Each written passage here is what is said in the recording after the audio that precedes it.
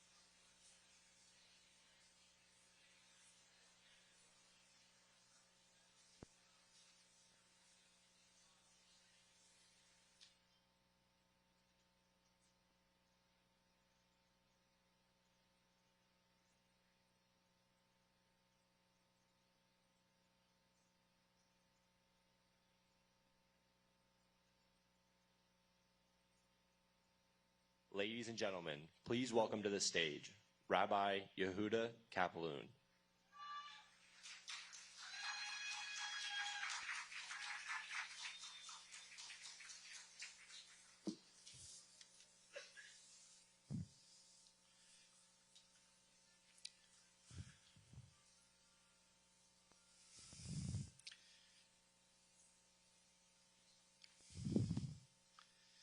Distinguished guests, ladies and gentlemen,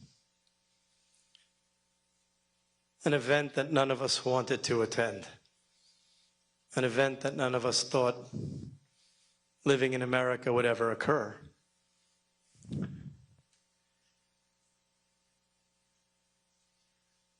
As we start, I would like to call upon Rabbi Harlig, chaplain, Miami-Dade Police Department, to recite a psalm. And I would like to call Tehillah Schwab, Miami-Dade college student, who will translate the psalm that will be read. Ladies and gentlemen, please rise.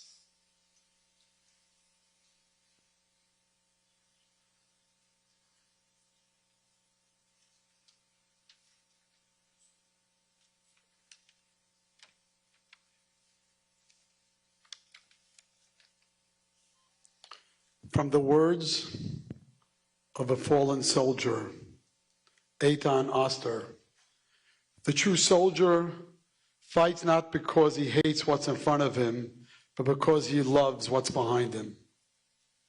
They said they love the people they defend, and they love, in our country, in America, having amazing leaders that are standing firm with Israel.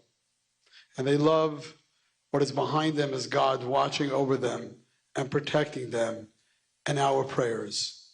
And let us pray. Psalm 130. Shira Mailois memamakin krasicha Adinoi.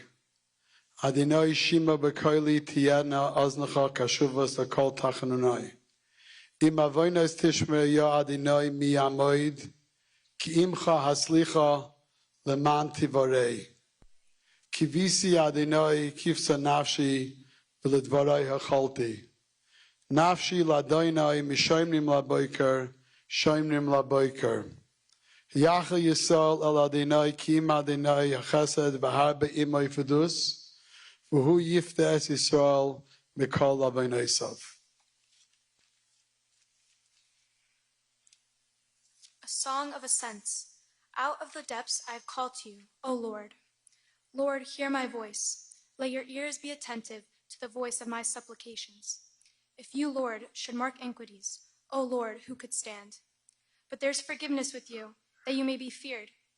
I wait for the Lord. My soul waits, and in his word I hope. My soul waits for the Lord more than those who watch for the morning. Watch for the morning. Let Israel hope in the Lord, for with the Lord there is loving kindness, and with him is bountiful redemption. And he shall redeem Israel from all his iniquities.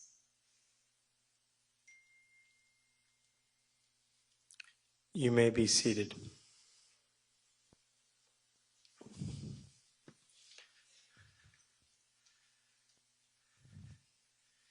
If for one moment you can glance around the room, you will see the faces of those who were taken from us on October 7th, and October 7th only. In Judaism, the candle is the flicker of the soul. Part of tonight's memorial service will be to invite distinguished members of Miami-Dade community, leading rabbis and dignitaries, pastors, to light candles to commemorate the souls of those who are no longer with us.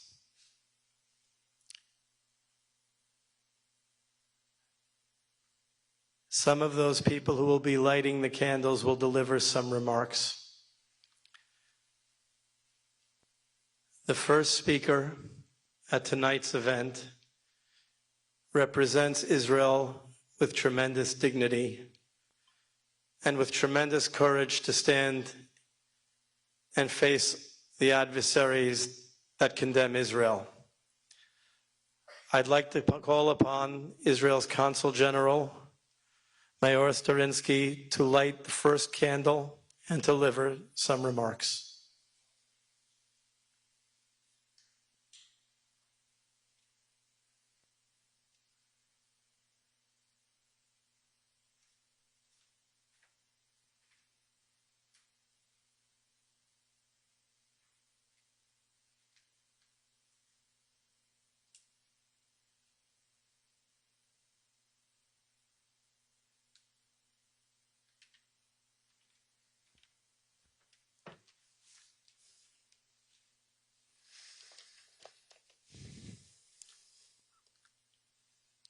Distinguished guests, community leaders, friends. Never did we think we would relive the atrocities of our ancestors endured for centuries, persecutions, incitement, pogroms, and mass murders. Yet we did. 1 year ago, on a day that will forever be etched in Jewish and human history, we stood in shock as more than 1,200 of our innocent brothers and sisters, literally our brothers and sisters, were murdered, raped, mutilated, burnt, maimed, whole families, babies, kids, elderly, Holocaust survivors, just like years back in an unprovoked and brutal terror attack. Evil pierced the heart of our community, our nation, and the Jewish people worldwide. We've been swept by emotions, agony, fear, rage, even despair, and this unbearable pain that never and will never subside. Today, we honor those lives, their dreams and legacies. Today, we also pay tribute to the survivors who represent resilience and Zionism by rebuilding our beloved homeland, and to the heroes who sacrificed their lives to ensure such a day is never, but never repeated. Never did we think we would face the deep and painful persistence of anti-Semitism and double standards from the media, social platforms, universities, governments, and international institutions. Yet we do. The massacre of October 7th reminded us of the dangers and outcomes of anti-Semitism, a hatred that has haunted our people for generations. This hatred decays our society, and eliminate it is only possible if we fight it together. Additionally, Israel and Jews worldwide battle diplomatically and politically on the world stage against morally decayed and weaponized international institutions and countries that blame and try to punish us for a war waged on us. We defend our nation's right to protect itself while combating misinformation and distorted narratives on social media and on campuses, which have become breeding ground for ignorance, arrogance, and lies. Never did we think that the only Jewish state in the world 76 years after its establishment would still have to fight for its own mere existence, yet it does. It's 2024. The Israeli Defense Forces are confronting multiple fronts, even today. Simultaneously, Hamas in Gaza, Hezbollah in Lebanon, the Houthis in Yemen, the Shia militias in Iraq, terrorists that are emanating from Judah and Samaria, and of course, the head of the snake, the orchestrator and financer of these proxies, Iran, that fires hundreds of missiles directly at Israel. Never did we think that our brothers and sisters would be kidnapped from their beds, homes, music festivals, only to face torture, imprisonment, and murder. Yet they have. 100 hostages, look at their faces. 101 hostages remain in Gaza, suffering torture that we can only imagine, but try not to Today and every day, we commit ourselves to the safe return of every living hostage and the closure of a proper burial for the families for those who have been murdered by Hamas. We will never rest until each and every one of the 101 is back in Israel. Bring them home now. Bring them home now. And though history sometimes echoes in our ears, I am still hopeful and full of belief that the future holds good things for us. For two main reasons. We have the state of Israel, and we have you. We have the support of the United States of America and the American people. In this moment, I want to express deep gratitude to the state of Florida, the Jewish and Israeli communities in Florida, to the United States of America and the American people for their unwavering support of Israel during this war. Your solidarity has been a beacon of hope, strengthening us in our most difficult hour. Israel will pursue anyone who seeks to harm it. Our might and courage go beyond our military power and transcends beyond F-35s and beepers. They lie in our values and spirit, and we will win. Not just because we have the means, but mainly because we have the values, and light always defeats darkness. This past year, we've endured profound loss, but also experienced the overwhelming power of solidarity and brotherhood. Our communities have rallied together in unimaginable ways, stood shoulder to shoulder with us, extending hands of support to each other and to Israel. Let this day symbolize our unbreakable resilience and unity. Your efforts have been invaluable. And though we stand here today in mourning, we also stand in defiance of the hatred that seeks to destroy what we hold dear. Let us be proud of this pain and agony, as we are defined by our appreciation of life, respect of faith, inclusivity, tolerance, and dedication to liberty, freedom, and justice.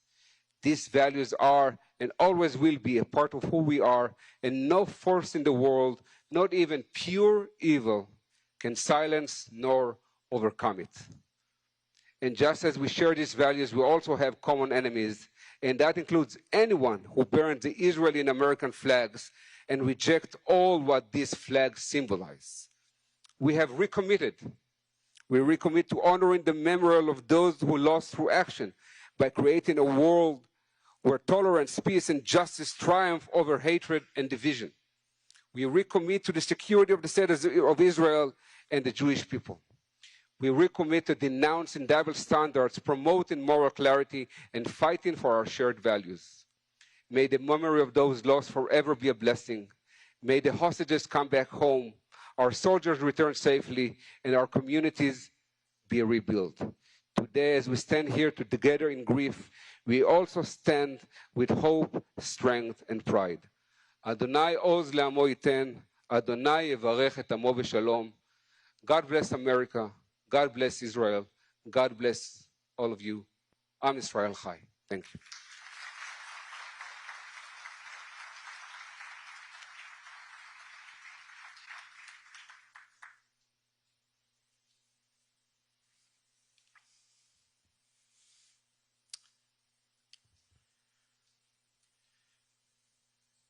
The state of Florida is blessed in many ways. We are blessed by having a gentleman in the Senate who is unwavering in his support of Israel.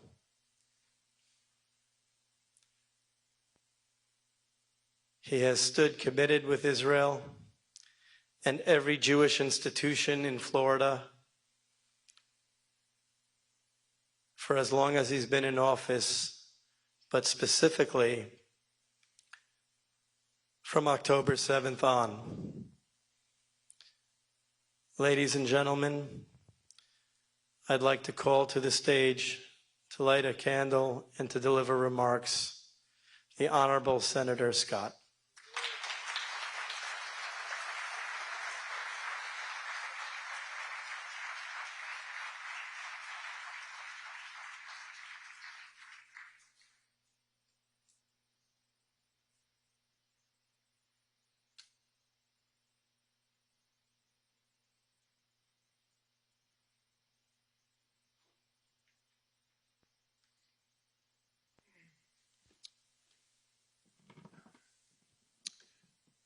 Well, first, it's a real honor to be here.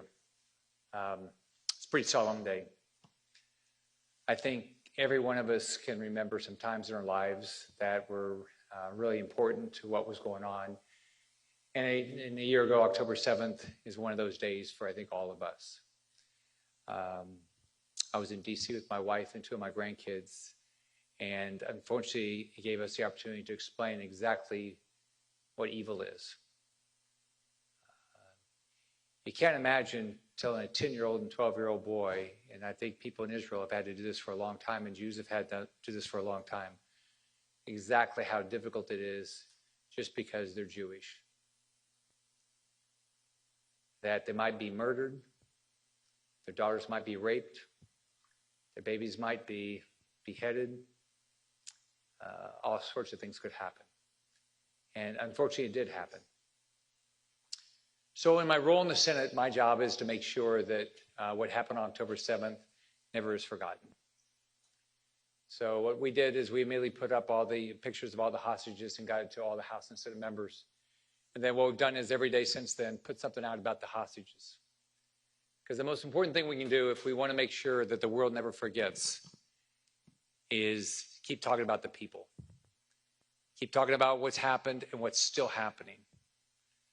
So I want to thank everybody here that's given me ideas of how I can stand for Israel, ideas of how I can constantly talk about fighting anti-Semitism. And as a non-Jew, it makes no sense to me. But I'm going to keep fighting. And I think what we're going through right now is we're making a decision. As a nation, are we going to stand with Israel or are we going to stand with terrorists? As a nation, are we going to provide safety for our Jewish students to go to school?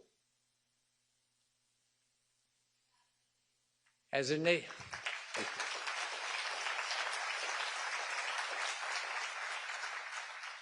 as our nation, are we going to stand with Israel and absolutely demolish the government of Iran? We have to.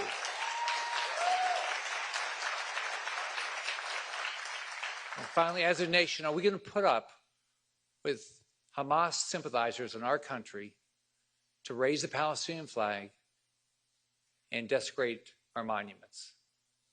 We have to say no.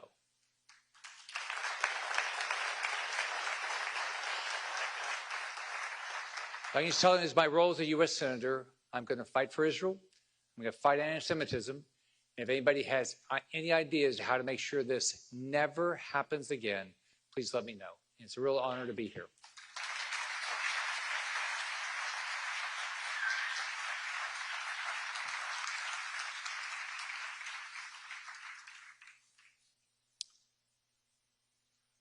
To light the next candle, I would like to call upon Ambassador David Friedman, who presided over the historic move from President Trump to move the embassy to its rightful place in Jerusalem.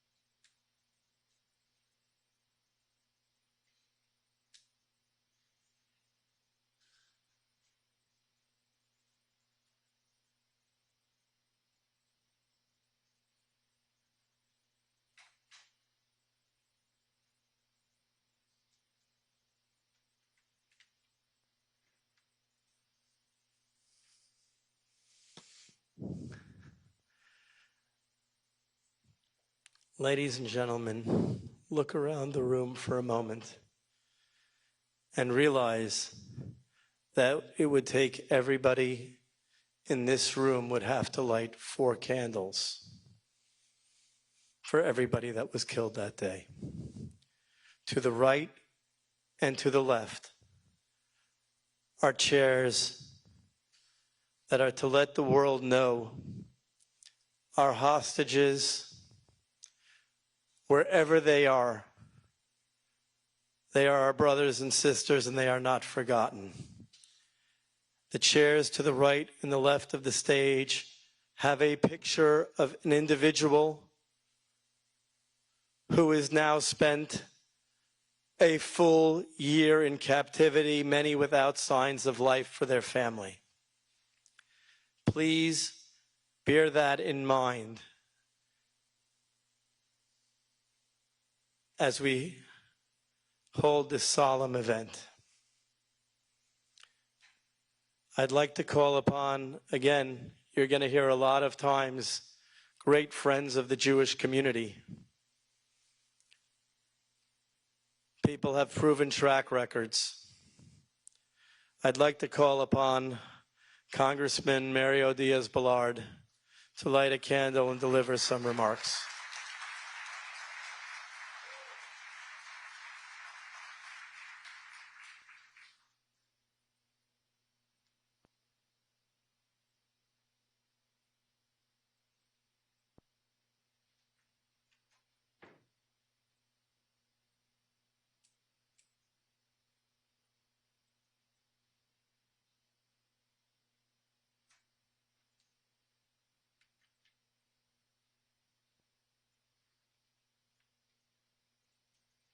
Solemn indeed. When you look at those empty chairs and you look at these pictures, it reinforces the meaning of those 2 words, never again. Never again. And that other phrase, we stand with Israel. We can never allow that just to become a catchphrase or phrase. Never again means now. And stand with Israel means now, today. And again, just a solemn reminder. But within this pain and this sorrow, there's always light. And I will tell you, and having Ambassador Friedman here and all of you, no, never again will once again stand for it. Not one Jew, not one Israeli will ever be touched again. And standing with Israel must mean that Israel will have whatever it needs to do whatever it has to do to eliminate the threat. Period. End of story. And Rabbi, within the sorrow, I'm just in awe of this amazing country of ours and of Israel. And I just know, I'm so optimistic. In January, just like we had that champion who moved the embassy to its rightful place, we will once again have a president who will stand with no limits with Israel. Thank you.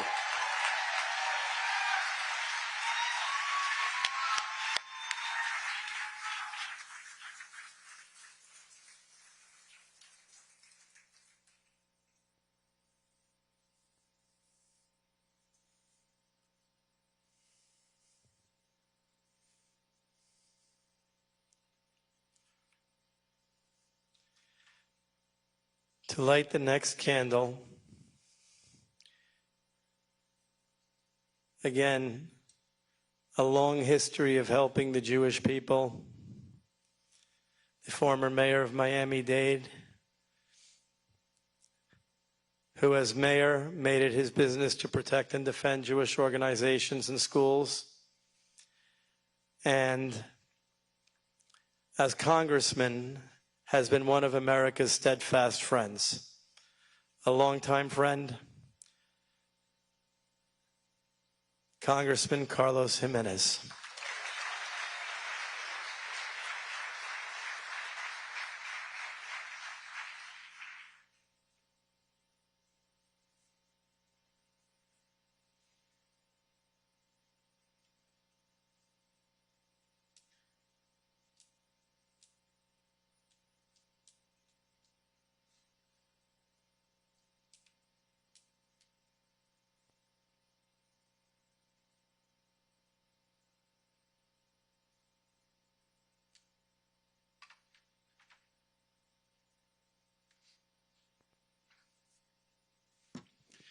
Well, it's certainly an honor to be here with my beautiful wife, Lourdes. We've traveled to Israel 3 times. Love it. Always love going to Israel. And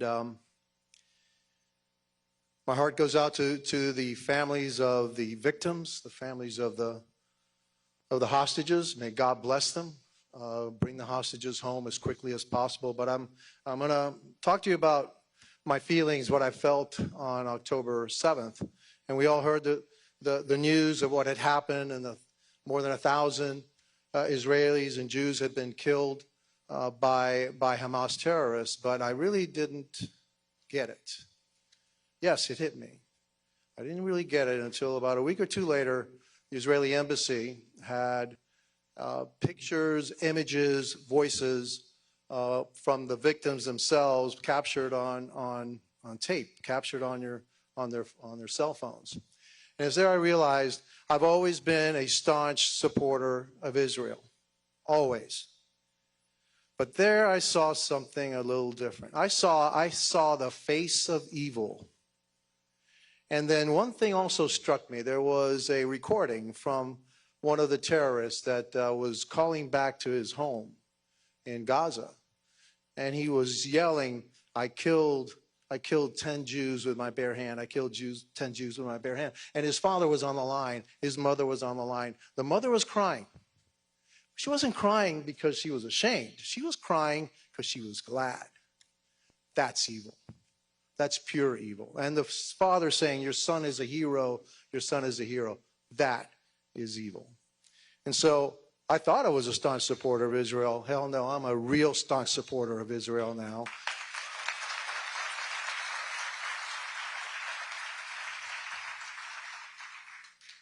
And I'm going to echo my colleagues, Mario Diaz-Balart's words.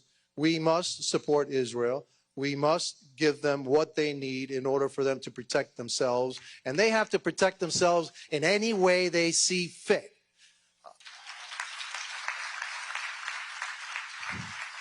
Not a measured response, no. Because you know what?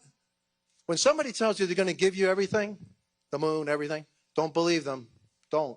Okay, they're not. But when somebody tells you they're going to kill you, believe them.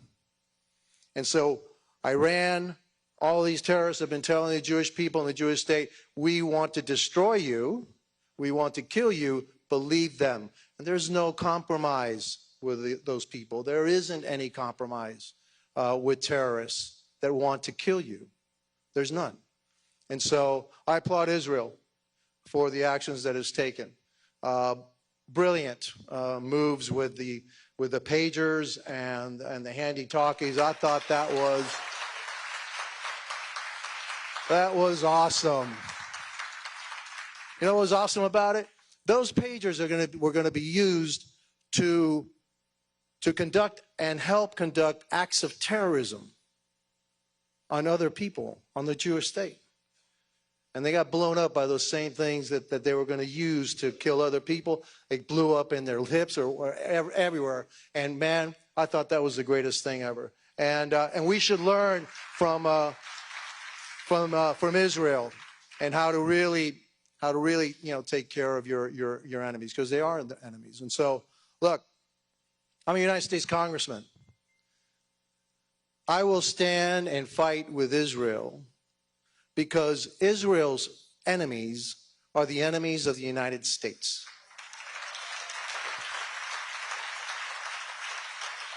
There's no ambivalence about it, none. They are our enemies. Iran is our enemy. Hezbollah is our enemy. Hamas is our enemy. The Houthis are our enemies. And those that help them are our enemies. And first, the only thing standing between them and us is Israel. So yeah, I'm gonna stand with Israel, and I'm gonna give them, in my role in Congress, I'm gonna give them everything that they need, and yeah, I'm gonna say, yeah, you got to do what you got to do, and we need to learn from the state of Israel that the United States has to do what the United States has to do. And frankly, there's something else I'm gonna fight for. I'm gonna fight for our freedom in this country.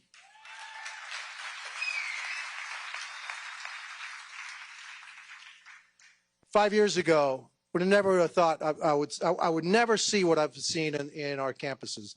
People demonstrating for Hamas, terrorists, some kind of equivalency, moral equivalency. There is no moral equivalency. They're wrong, they're evil. Israel stands for justice, for the right. They're right. We need to stand with Israel. And I'm going to fight for Israel. I'm going to fight for the United States.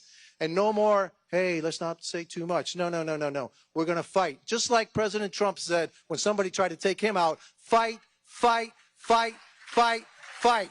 Thank you. God bless you all.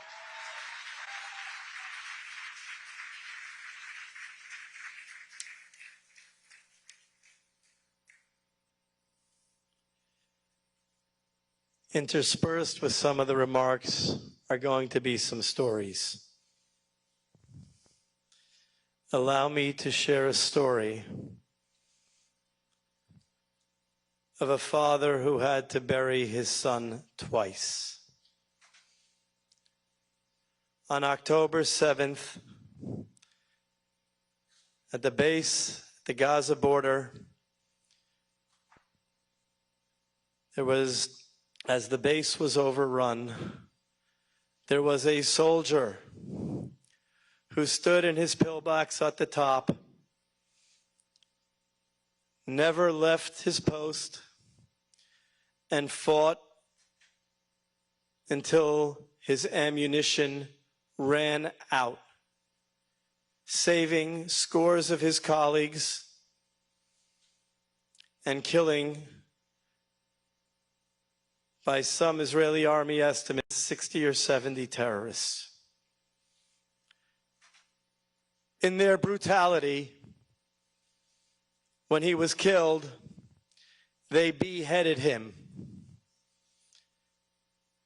The family had a funeral for his body, but it was not until months later,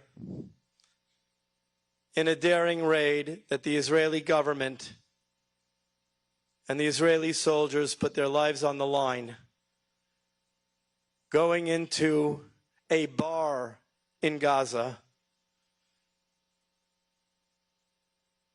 and retrieving the head of this heroic soldier. The father said, "I have buried my son twice." Ladies and gentlemen, this is not a discussion. This is good versus evil, period. To light the next candle is Congresswoman Maria Salazar.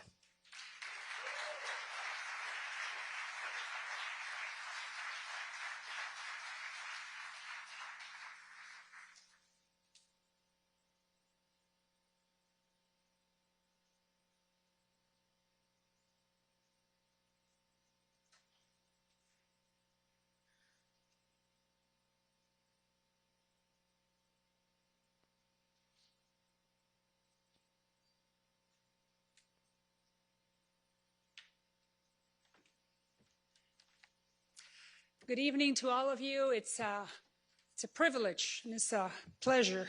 It's an honor to be here, standing in front of all of you and thinking that I am one of you.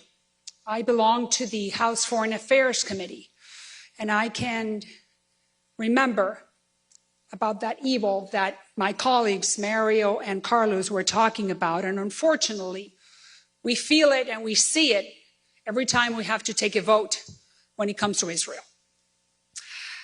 On October 7th, a day that for sure will live in infamy, Hamas hoped to crush the soul of Israel, perpetrating something that you already know, the bloodiest massacre of Jewish people since the Holocaust. From these ashes of terror, Israel rose like a phoenix, emitting rays of its relentless spirit. Yet, in the face of unfathomable brutality on innocent Israelis, in the face of Iran's seven-front attack against the Jewish state, because that has been developing throughout this year, there are still those who condemn Israel and seek to justify the unjustifiable. And that's what I see in the House Foreign Affairs Committee very frequently. They're weaponizing this tragedy. They're injecting our institutions, the Ivy Leagues, the halls of Congress, with anti-Semitic venom. Today, we come together not only to mourn those we lost, but to never forget the terror that they had to go through and lived, but also to declare with no apologies that these forces who are seeking to harm will never prevail. They will never prevail. Why? Because Israel will never surrender, because the United States will never waver in its support for the Jewish people if there are people like Mario, Carlos, and myself, and Senator Scott in the United States Congress. Today, we reiterate one more time that we stand firmly with Israel, that we're not necessarily here to mourn defeat, but to pay tribute to the spirit of the Israeli people, that no enemy can conquer, and that no terror can erase. I repeat, Maria Salazar, District number 27, representing the city of Miami, having probably one of the most important Jewish communities in the United States. You can count on my support to support what I consider the promised land. Vote after vote after vote.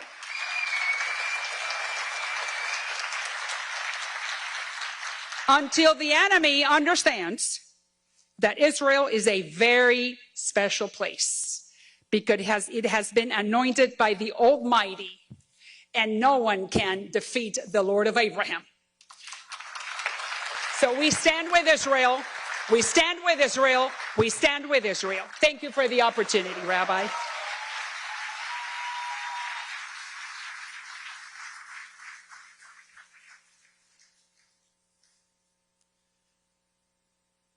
Ladies and gentlemen, to light the next candle,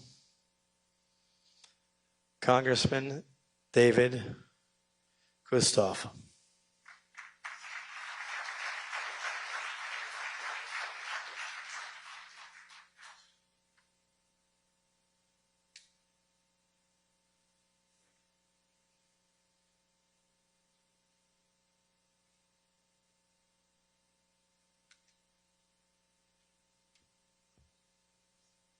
Good evening. I'm David Kustoff. I represent Tennessee's 8th Congressional District.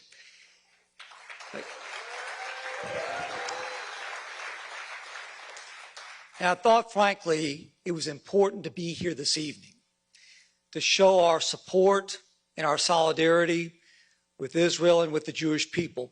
I'm one of 2 Jewish Republicans in the House of Representatives.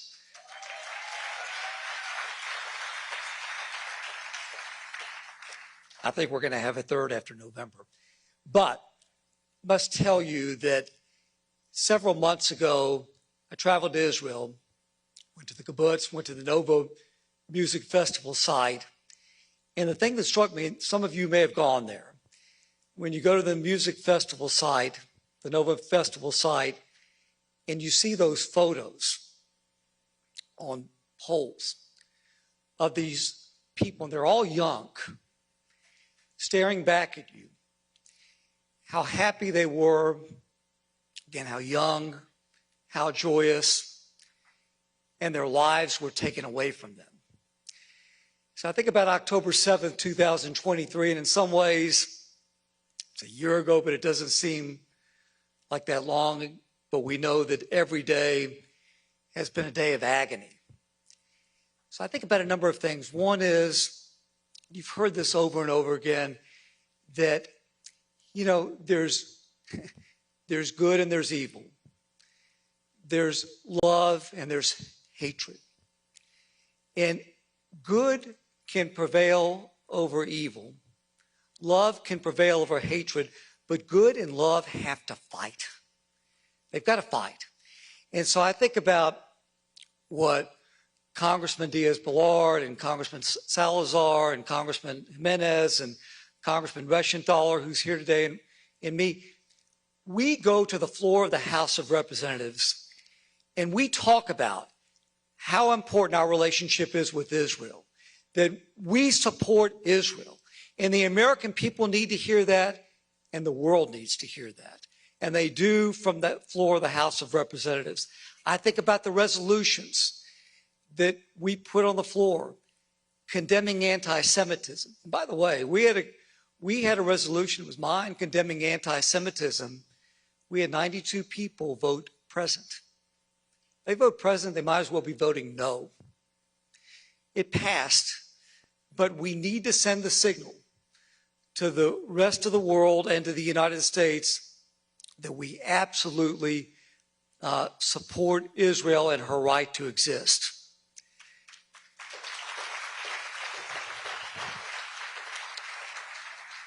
Rabbi, the district that I represent, the 8th Congressional District of Tennessee, it may be the most conservative district in the state of Tennessee. It's probably the most evangelical.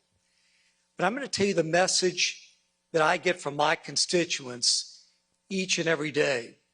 And that is, Congressman, we must unequivocally support Israel. I get that every day. So Congress has to continue to give this message. But I tell you, I think about Prime Minister Netanyahu's joint address to Congress several months ago. And he said it so well and so efficiently. And that is that Israel's enemies are the United States enemies. We share the same enemies. They're common. And we've got to make sure the anti-Semitism that's been so explicit in this nation and around the world, we've got to fight it. And we've got to condemn it. And I realize it starts with people like us in the legislative branch, but also in the executive branch. And you think about what Prime Minister Netanyahu said. Those enemies, they only respect and frankly fear strength. That's from the executive branch. In November, the American people have a choice. I know who Iran and the proxies of Iran are rooting for to win the election, and you do too. We've got to make sure that we send that strong signal from the White House to Congress and all over the nation that the United States will absolutely and ultimately stand with Israel and with the Jewish people and condemn anti-Semitism. And we're going to continue to do that. And so I say this to you all. May God bless Israel. May God bless the United States of America. Thank you all very much.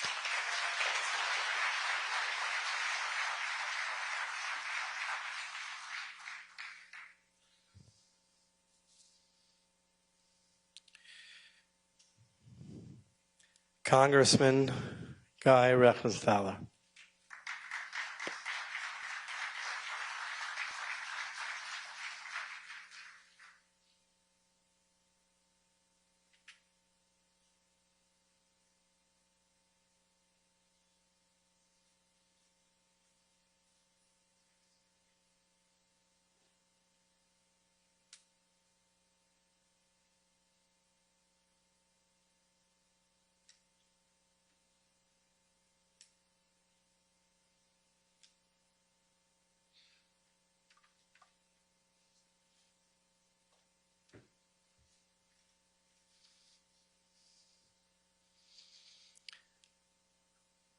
As I said, we're blessed in Florida to have great leadership. I'd like to call upon Speaker of the States, the future Speaker of the State Senate, Daniel Perez, a longtime stalwart friend of Israel.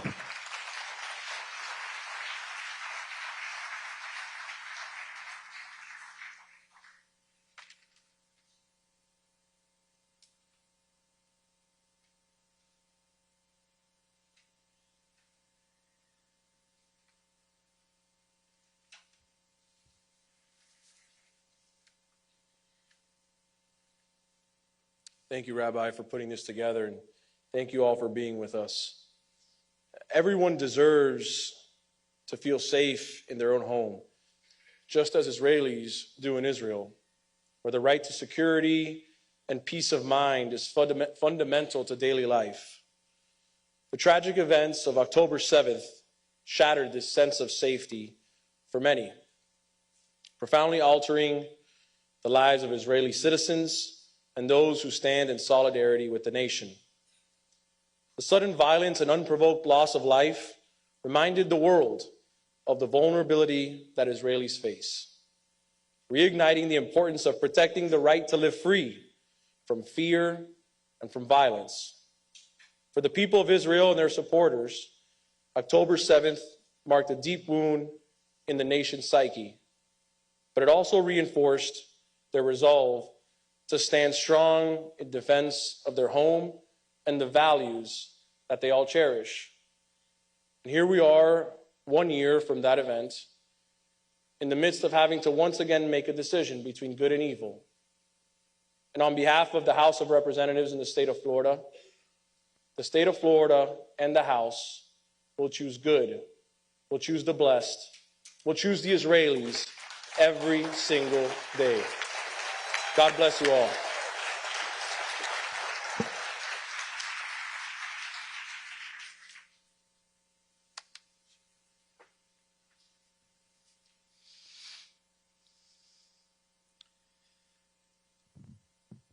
Someone who I wish I would never have to call up to light a candle. On October 7th, there was a commander of a brigade in Israel that heroically risked his life, and his life was cut short. I'd like to call upon Moshe Henkin, the brother of Avraham Henkin. May God avenge his blood. He was a commander that was killed defending other Jews heroically on October 7th.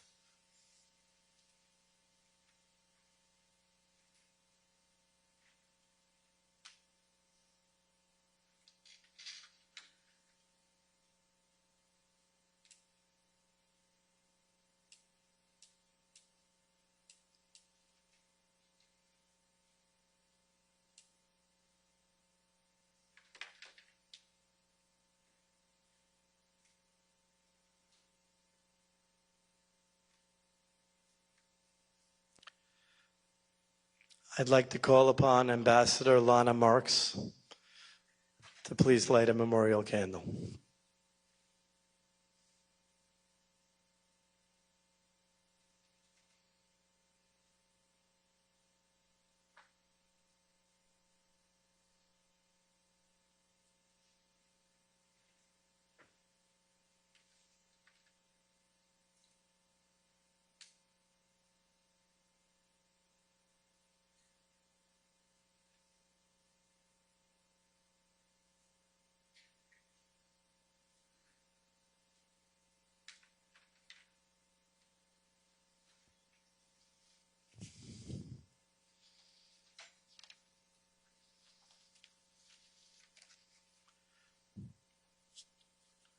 I'd like to call upon Rabbi Yaakov Felig, Chabad of Coconut Grove, to light a memorial candle.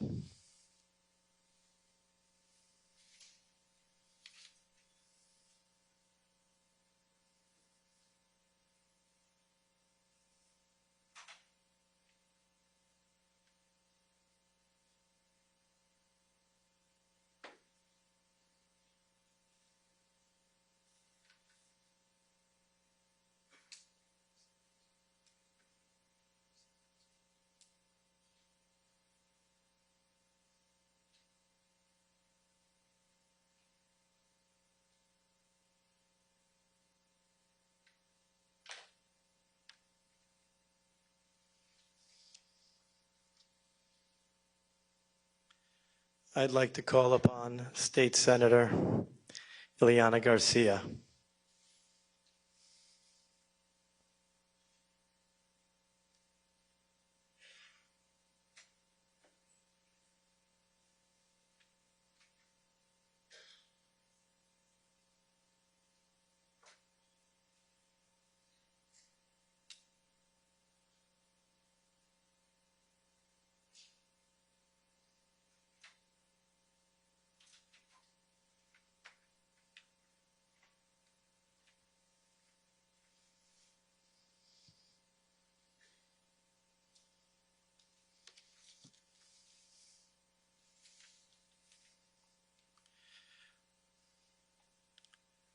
I'd like to call Dr. Nick Sabo to please light a memorial candle.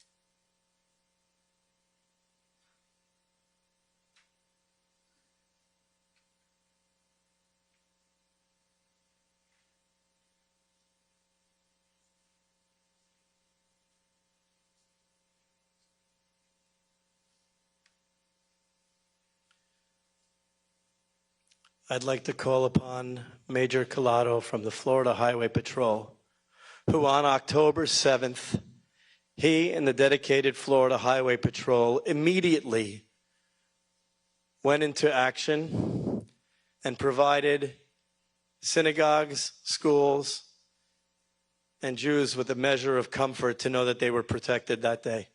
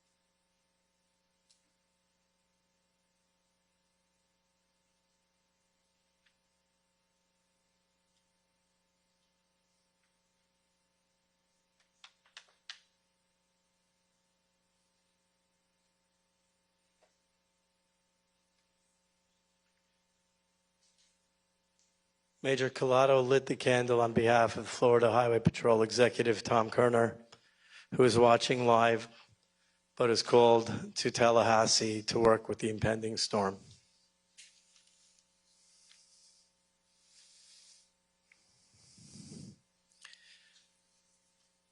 I'd like to call upon President of H2O Everywhere and founder of Triple Double Real Estate, Andrew Greenbaum, Florida, leading Florida businessman.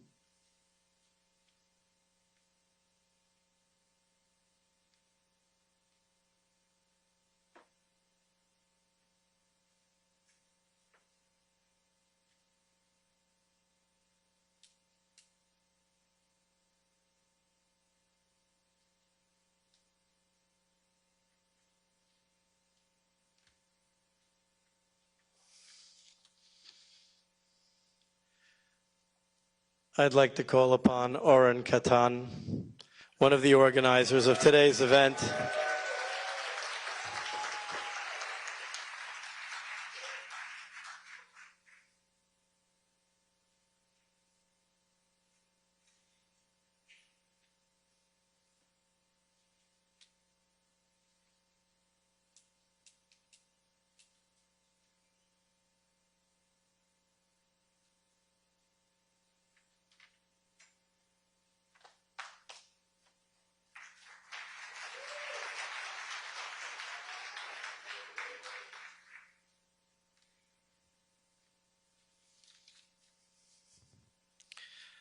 I'd like to call upon the CEO of Oracle, Mrs. Safra Katz.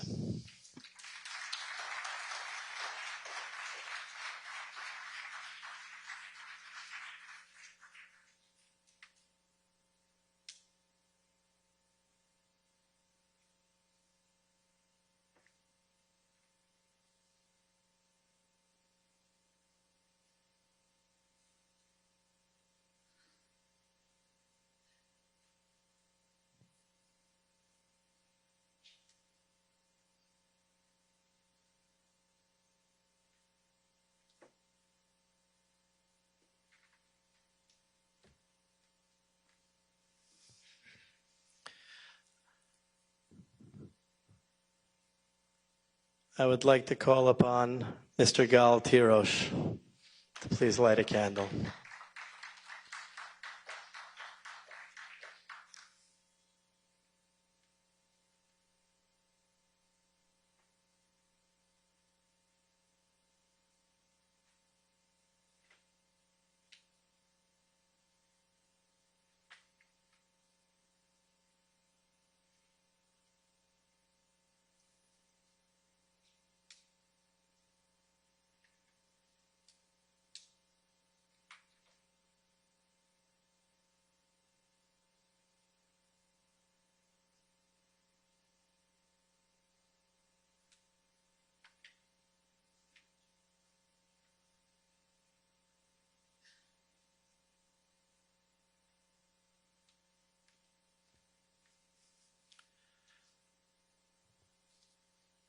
I would like to call upon Jacob Helberg, former commissioner, as commissioner still for the U.S.-China Commission, and a longtime friend of the Jewish nation, and is someone who's become a good friend.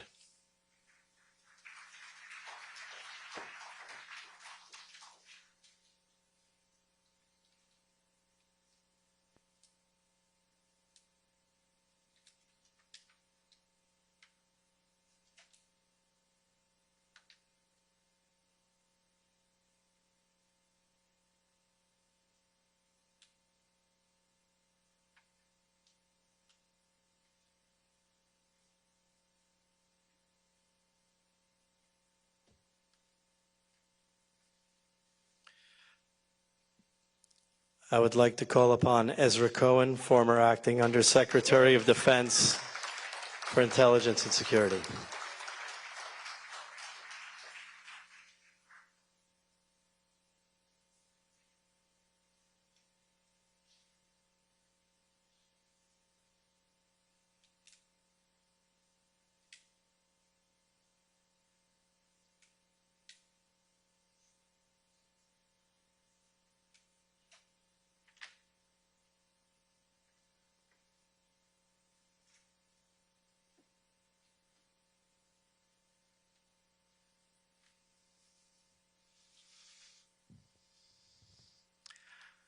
I would like to call upon Michael Diaz, founding partner of Diaz Royce, to please light the next memorial candle.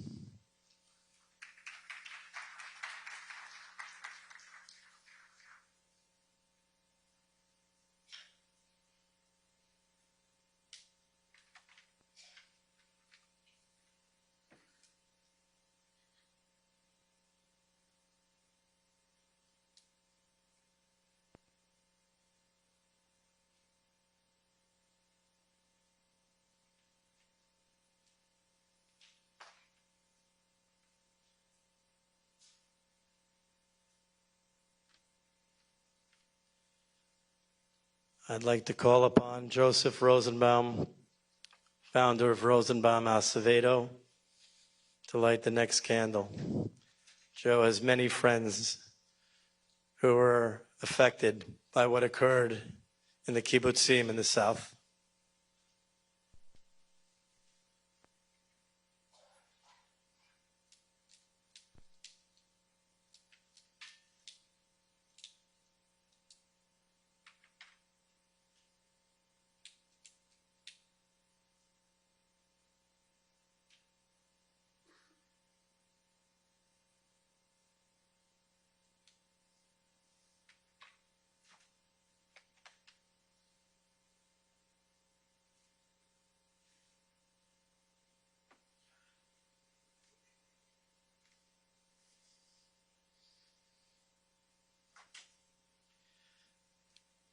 I'd like to call upon an influencer, Siggy Flicker, to please light the next candle.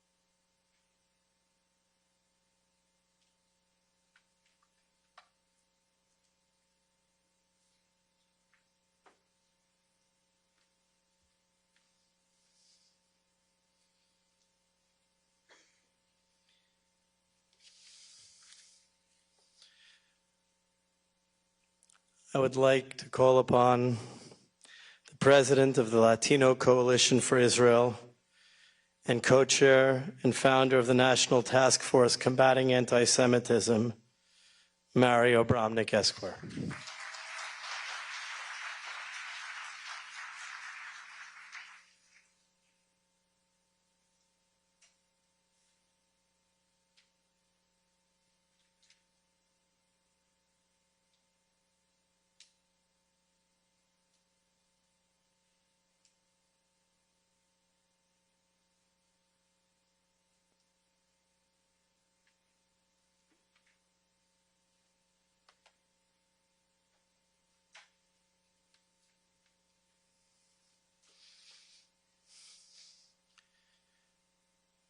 I'd like to call upon Mr. Abraham Rivera, the Hispanic Faith Council President.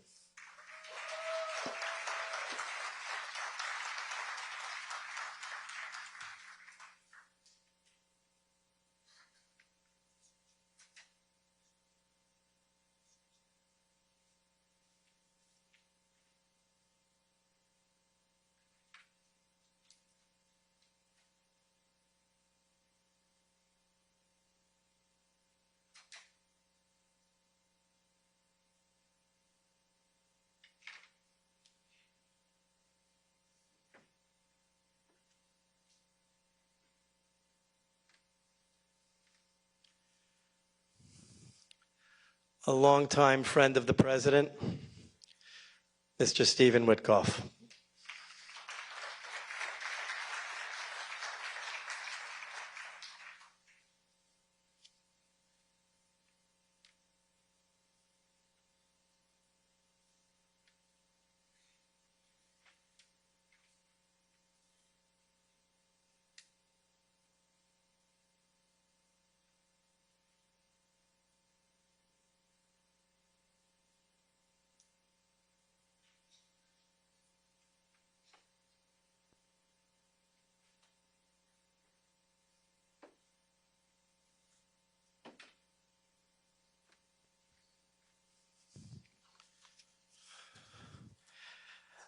I'd like to call upon Lee Zeldin, former congressman who does a tremendous amount of work combating anti-Semitism around the globe.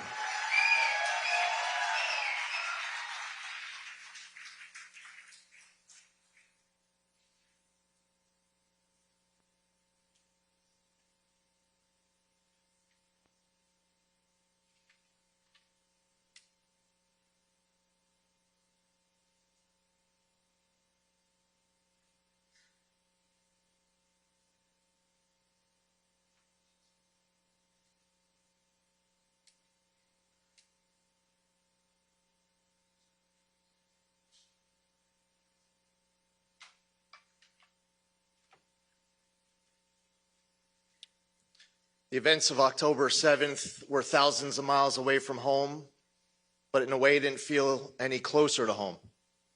We can't forget how we felt, the emotions that were within us, the resolve of the Israeli people.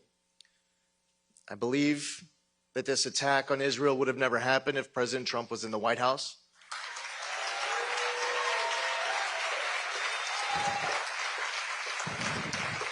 We need to be strong and resolute in confronting the Iranian threat, support Israel in its efforts to defeat Hamas, and to ensure that Israel exists forever.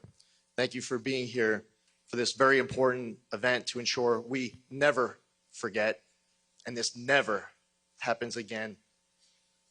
Not here at home, not in Israel, nowhere in the world, to support religious freedom, to support the Jewish people, and to make sure that we in the United States do our part to ensure there is no daylight between the United States and Israel ever.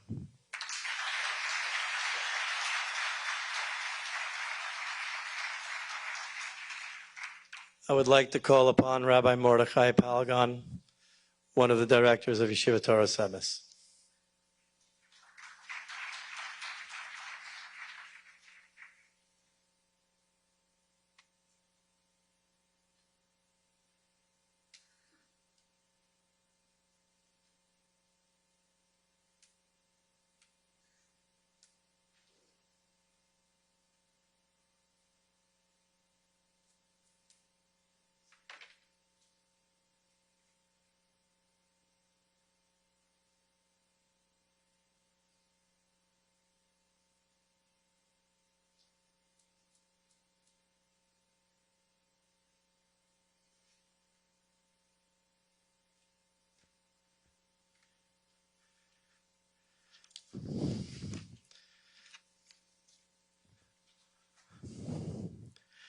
Ladies and gentlemen,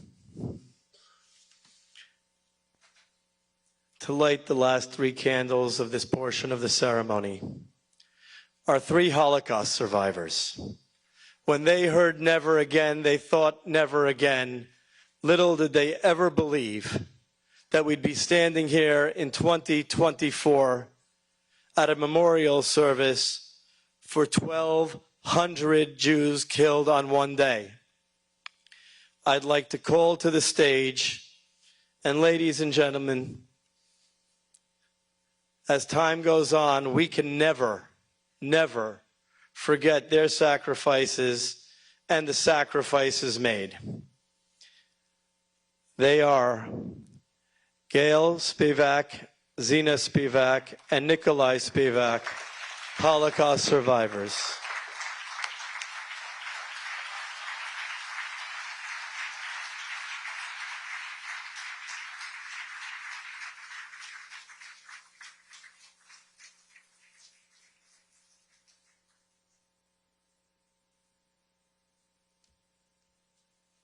And the correction, one of them was not here, and we were joined and blessed to be joined by another survivor, Yvonne Stein.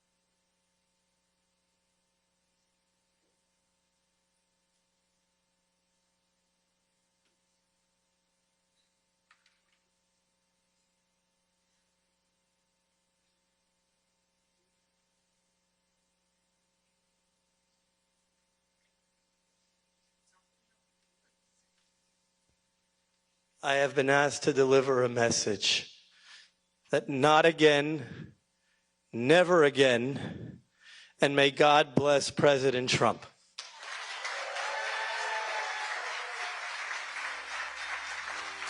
I would like to call to the podium. I would like to call to the podium to conclude this portion of the event, Rabbi Benjamin Korf, Dean of the Lubavitch Education Center, to blow the shofar.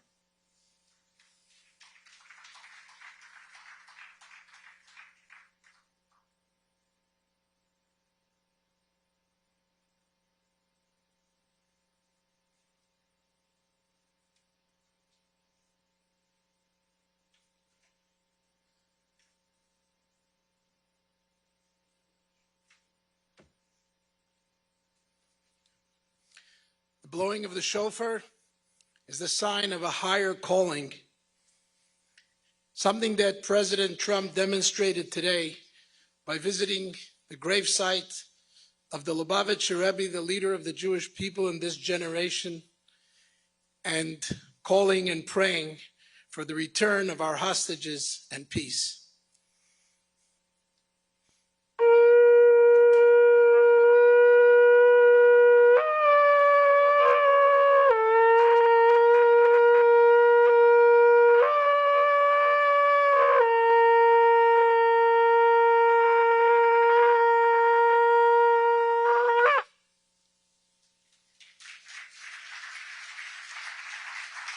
Ladies and gentlemen, please remain in your seats. There will be a 5-minute intermission.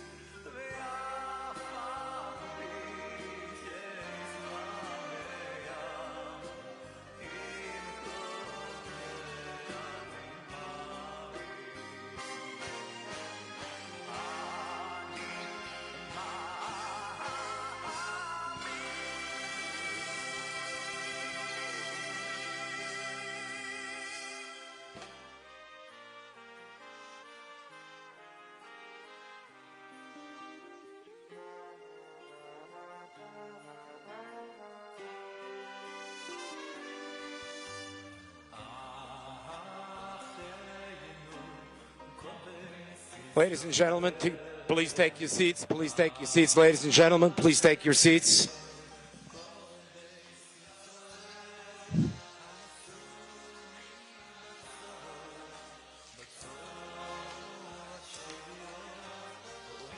Yehuda. Ladies and gentlemen, please take your seats. Please take your seats. Thank you.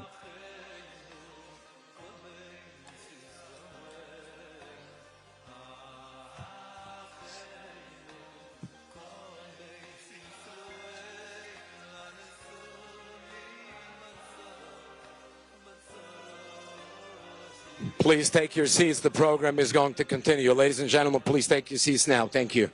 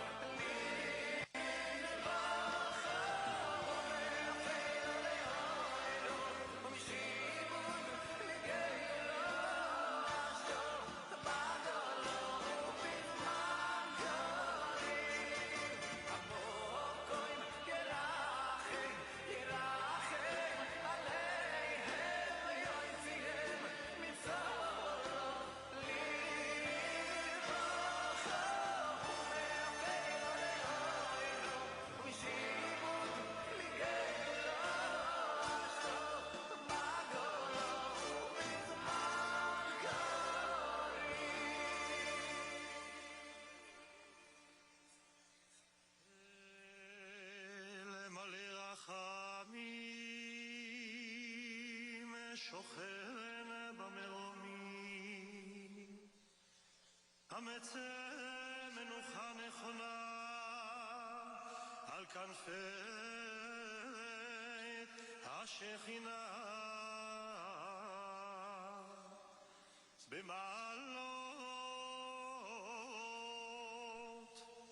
קדושים טהורים וגיבורים כזוהר הרקיע.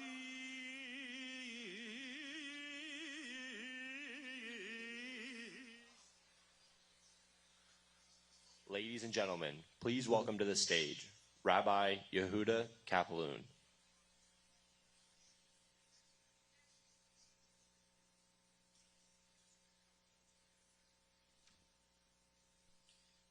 Ladies and gentlemen, please find your seats immediately.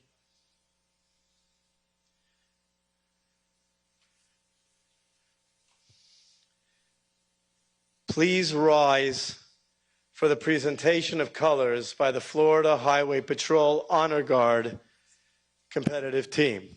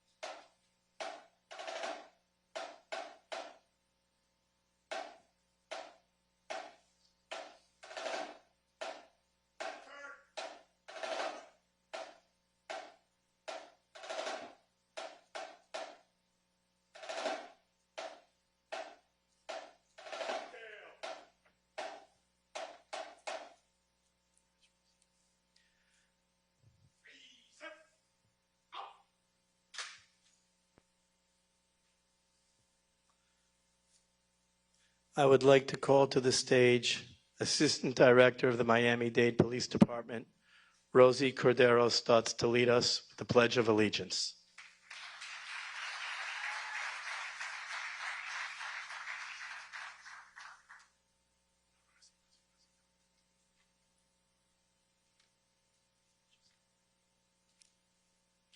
I pledge allegiance to the flag of the United States of America and to the republic for which it stands, one nation, under God, indivisible, with liberty and justice for all.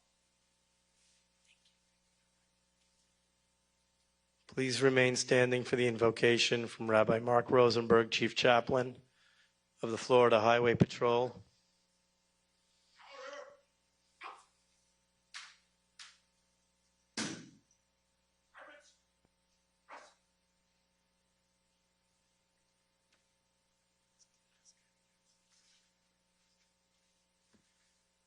We say the words every year. On Rosh Hashanah, it is written, and on Yom Kippur, it is sealed. How many shall pass and how many shall be born? Who shall live and who shall die? Those words usually bring tears to our eyes as we think of the course of life and its eventual end. We learn to face the eventuality and we prepare for it as God gives us the strength to face it. October 7, 2023 crossed that line. We did not think it was possible to imagine the amount of death and the level of inhumanity that would take place just 78 years after the Holocaust, or that it would take place on a day celebrated by dancing with happiness and joy on the holiday of Simchat Torah. How many mothers and fathers expected to get calls from their children that day, begging to be saved as they ran away from death? How many children thought they would actually see the horrors and brutality that adults only speak of in whispers? How many were preparing a festive holiday meal while their loved ones were gunned down and taken captive? October 7 has left an indelible mark on all of us, especially today as we memorialize the one-year anniversary, while we continue to pray for our soldiers currently fighting there and for our hostages to return home now. Dear God, please gather our tears and use it to remember our pain and ease our hurt. 24-year-old Eden Yerushalmi managed to hide among her friends who had been brutally murdered while on the phone with her sister for 3 hours. Before being captured, she made a desperate call to the police, uttering her final words, "I'm running away. Please find me." Dear God, we are tired of running away. Please find us, protect us, and remember us. October 7 took the world of callous hatred and unforgivable brutality. Please, dear God, bless President Trump and all that he represents, as it takes a strong leader to stand up in the face of evil. Give him the courage and the resilience to bring peace to the world. Allow him the ability to accomplish the dream of prosperity, commonality, and harmony. Many around the world will remember the barbaric acts of October 7. Many will, but many won't. All of us here today stand united and share a vision of peace and tranquility, and we will always remember what took place on October 7th. May God bless us all, and may God bless President Trump with success in making the world great again. And please join me together by saying the 3 famous words of Am Yisrael Chai. And to that, we could certainly say, Amen.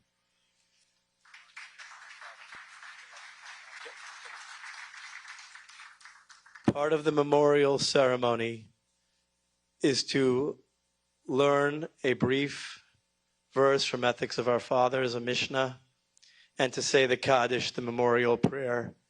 I'd like to call upon, and feel very blessed to call upon, my father, my teacher, an educator for over 60 years, Rabbi Yaakov Keplun.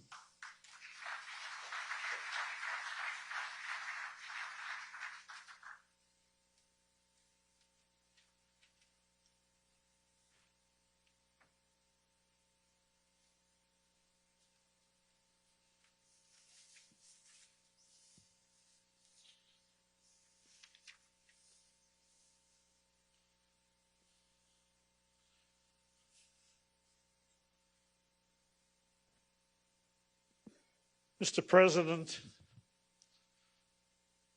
Dr. Miriam Adelson, Yehuda, distinguished guests, colleagues, and many, many friends. The prayer of Kaddish, memorial prayer, is generally recited in memory of loved ones whom souls have departed this world. In it, we do not cry. We praise and exalt the Creator and seek comfort and strength by acknowledging and understanding that God Almighty's actions are incomprehensible to us and beyond our understanding. Reciting the Kaddish empowers us to maintain our convictions, and by remembering the more than 1,200 souls who were murdered on October 7th, the 700 members of Israel's armed forces have been killed in action since that time, and those hostages who are no longer among the living.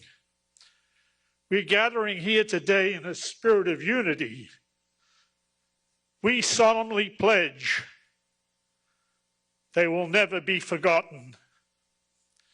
Today, I'm about to recite the Kaddish prayer in their honor, and especially on behalf of the little children who one day, when they grow up, will be reciting the Kaddish on October 7th in memory of a beloved parent whom they never got to meet.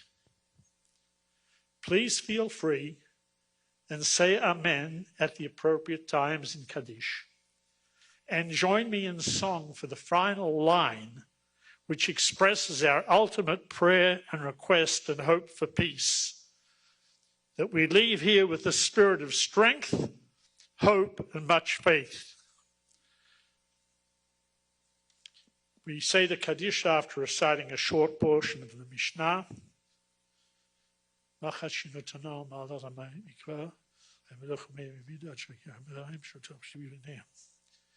רב חנניה בן הקשיא אומר, רצה הקדוש ברוך הוא לזכות את ישראל, לפיכך הרבה להם תורה ומצוות שנאמר, אדוני חפץ למען צדקו, יגדיל תורה וידיר.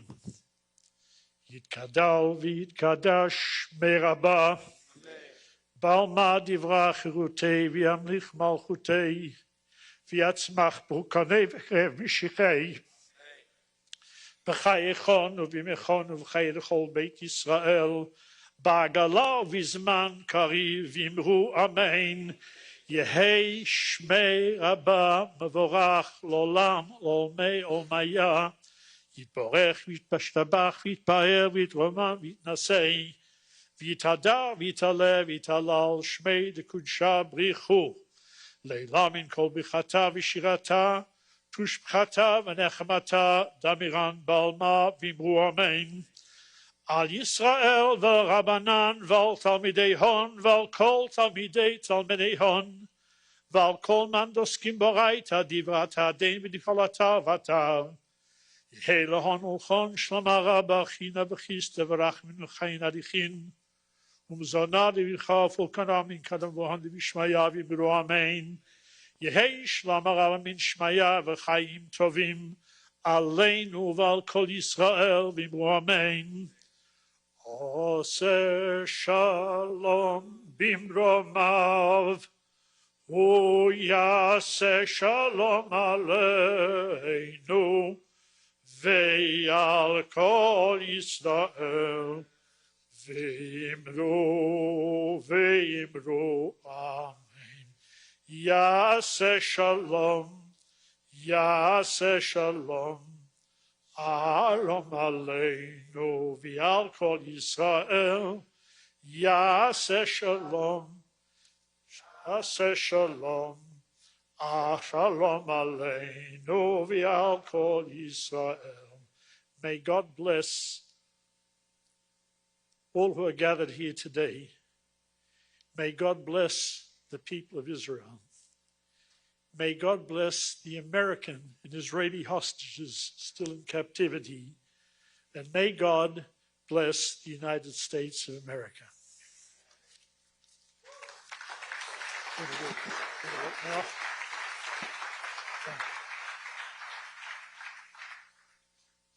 I would like to say thank you to the Honor Guard.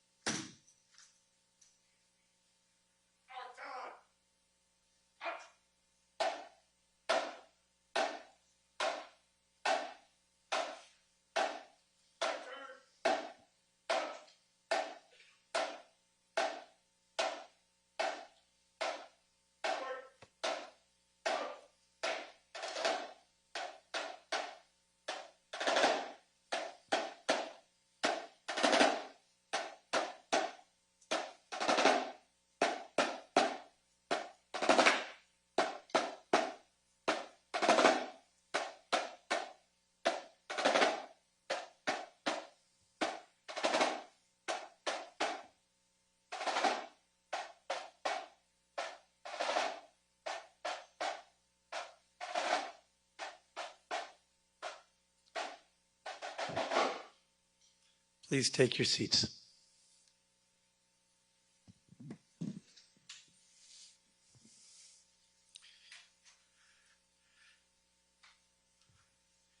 It is an enormous task to speak at a memorial for 1,200 people. Where does one begin? How does one describe a child who will never meet his parents? How does one describe parents who watch their children brutally murdered? How does one describe children who will never know their grandparents? 1,200 stories, 1,200 victims. Where does one begin? Everybody killed that day, as I said before, is their own story. 1,200 stories. But I'd like to share 3 short stories before I call up the speakers. The first is about 2 10-month-old boys, Guy and Roey. When Hamas terrorists overran their home, their parents put their 2 little babies in a cupboard. They insulated that cupboard with kitchen towels, and they stood in front of that cupboard, and they were brutally murdered. Man's inhumanity to man was on full display. Evil, brutality was on display. Absolutely horrific acts occurred on that day. 14 hours later, Israeli soldiers heard cries in a cupboard and discovered 2 twin 10-month-old boys who are now being raised by their uncle and aunt who will never know their parents. That's why we're here. Never again. They will never be forgotten. The parents' courageous behavior is what saved their children. We're going to talk about a Bedouin medic in the Israeli forces who refused to leave his wounded comrades and kept on treating them until he was savagely murdered by Hamas.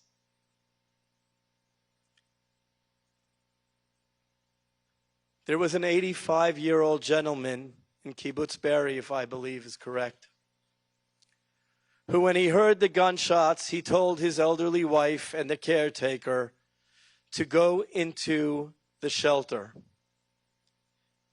And his daughter and granddaughter went into a room that did not have a lock. He happened to have been the actor in the kibbutz's plays. He placed his chair in front of the room without a lock. And when Hamas came into the house, he played the role of a lonely old man.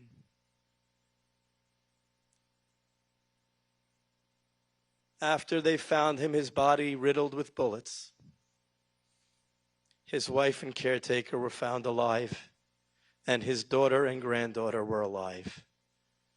The man's final act was saving his family and his generations to come. What stories are we not telling? We could spend the evening here. Do we tell the story of my father's great niece who put her 4-year-old and 6-month-old boy outside and was killed by Hamas? and the children will grow up never knowing the loving arms of their mother. In Israel, we say there isn't a house that doesn't have somebody affected. When you go to the north, you have people, hundreds of thousands of people who have been moved due to rockets. You go to the south, there are kibbutzim that have been ruined. Tel Aviv and Jerusalem and Haifa have had rockets.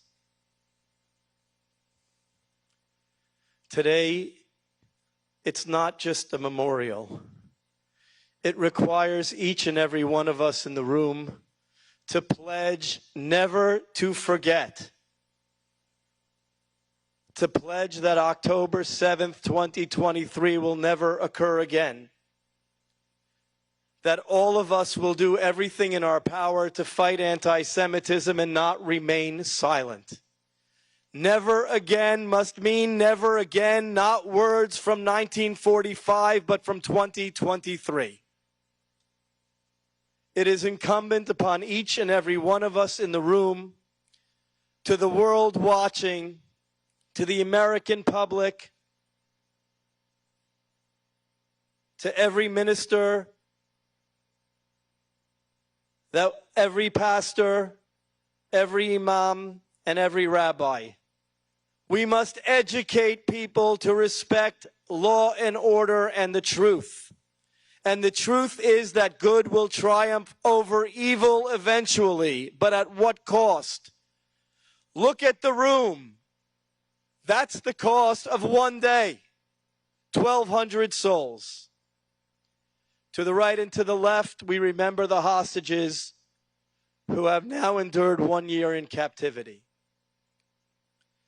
But one thing about the Jewish nation and the American Jewish public is we will remain unbowed, undaunted. We will remember and we will rise. We will memorialize each and every single one of these victims in a manner that shows how the Jewish nation will continue on forever and ever. This event does not happen in a vacuum, so I must give some thanks.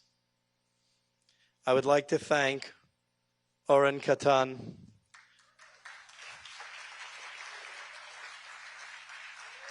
my partner Ed Russo, who's not here tonight but was instrumental in making this event happen, Andrew Greenbaum, Itzik Rosmarin, Moshe Henkin, Moshe Kaploon, and all the volunteers who spent hours making this room happen and making this event happen.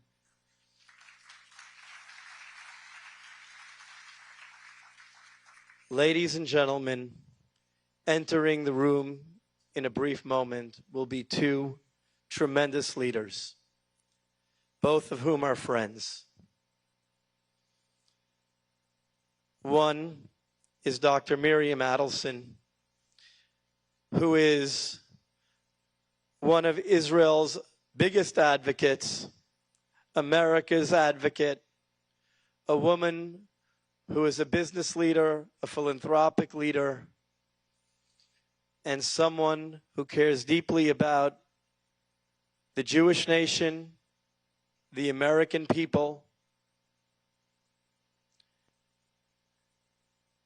and has made tremendous efforts to be here this evening to show that every life is precious, that 1,200 lives lost on October 7th will never be forgotten.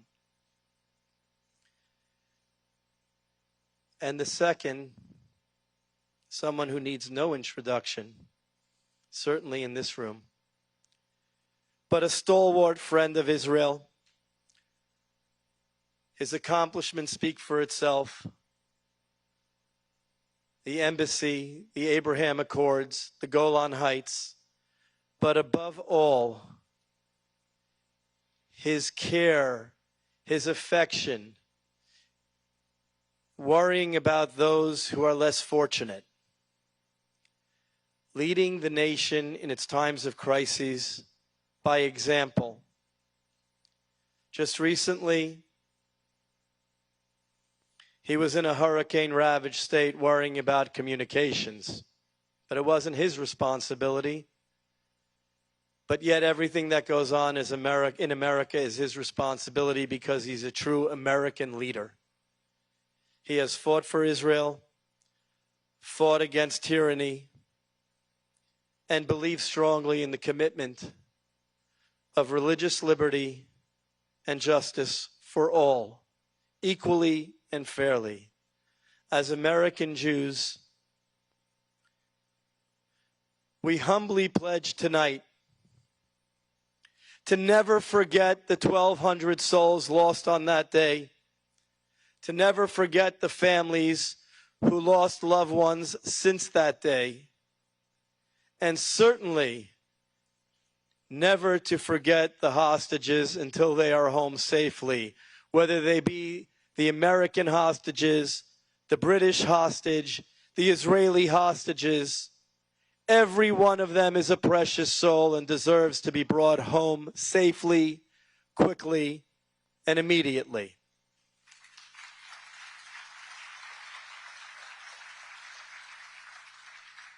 Ladies and gentlemen, Dr. Miriam Adelson and former President Donald J. Trump.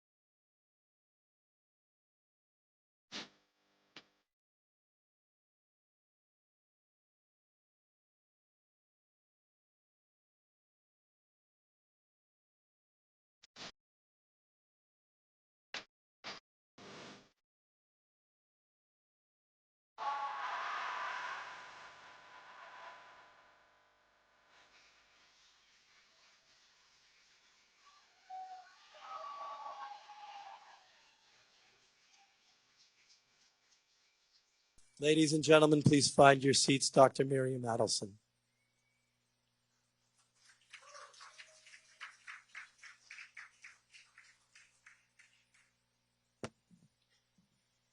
Good evening, Erev Tov. First, I would like to give big thanks to the family, the Kaplun family, Yuda and his son Moshe Kaplun, and Ed Russo and Alon Katan for organizing this great event tonight to memorize the terrible things that happened in October 7. An event that brings us together here, a fraternity of two faiths, Christian and Jewish, to mark a dark anniversary, a year since October 7, 2023, the darkest day of my life, of countless lives. It was a day whose horrors unfolded on the other side of the world while America slept. But a year on, after Israel's war with Hamas in Gaza has become a regional struggle against the genocidal and fanatical Islamic Republic of Iran, we are all wide awake to its impact on the entire world. And the world is looking again for US leadership. Many of you will know Admiral Daniel Hagari, Chief IDF spokesman. He has appeared on TV regularly to brief the Israelis and the American about what's going in Israel of this terrible and existential war. He said something remarkable the other day on TV, that he is stuck in October 7, 2023. That the hundreds of sunrises and sunsets he has seen since all felt like they were part of the same horrible, unending day. I understand that we are still learning new details about how 1,200 of our brothers and sisters were kidnapped and tortured and butchered by Hamas and by supposedly innocent Palestinian civilians that you see in the pictures invaded also Israel, though they were not part of their army, and raped and killed Israeli. So these are the innocent people. But despite the profound pain, the heartbreak, the worry for the 101 blameless children, women, and men still held hostage in Gaza, I am not stuck in this day. I am focused on what October 7 means for Jewish history and the Jewish future, and the lessons are grim. I am a Tzabarit, a native-born Israeli. I was raised to believe that the rebirth of this Jewish state marked the beginning of the end of the global anti-Semitism that had robbed my parents of their families back in Poland during the World War II. As a child, I felt that something bad had happened in Europe, rumors, gossiping, but I first learned the facts of the Holocaust when I was just 16. And Israel put the Nazi war criminal Adolf Eichmann on trial, because before that, our parents wouldn't talk. They didn't want to hurt us, they couldn't talk. Still, the survivors who testified during Eichmann trial sounded like they had come from an entirely alien reality. One of them even referred to the concentration camp, planet Auschwitz, like he was in another planet. With my late husband, Sheldon, Zichrono Livracha, I was proud to sit on the board of the United States Holocaust Memorial Museum and to sponsor Yad Vashem in Jerusalem. We did so mainly in commemoration of our 6 million martyrs, because we believed in the motto, never again. But I lost that belief a year ago. Gone forever, because what was never meant to happen again, happened again. Jews suffered a pogrom. They were helpless and defenseless. They lost their lives and their liberty and their dignity to the bloodthirsty mob whose yells were in Arabic rather than Russian or Polish or Ukrainian or German. And when Israel finally fought back, it discovered all too many people in the West who preferred to condemn it rather than Hamas, who accused Israel of genocide, who called for Israel to be denied weapons of self-defense, who made Jews feel unwelcome on US college campuses, who treated Israelis as if they were their war criminals. These are the kind of people who allowed the Holocaust to happen, and they are the kind of people who would allow another October 7 to happen, God forbid.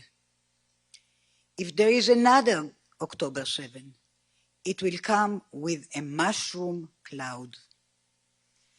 The same Iran that armed and funded Hamas in Gaza, Hezbollah in Lebanon, and the Houthis in Yemen is working hard to get nuclear bombs with which to finish the job of destroying the Jewish state. That must not happen.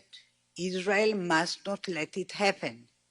And Israel's friend, most important among them, this great United States, must not let it happen.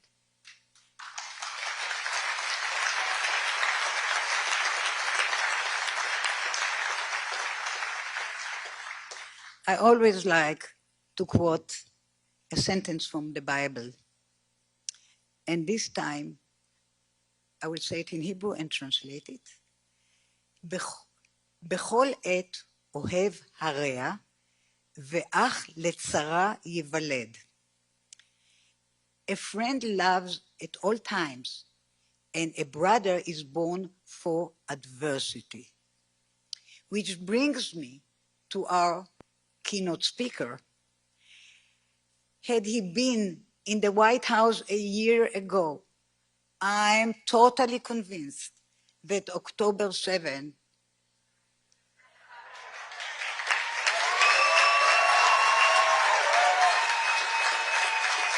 would have never happened.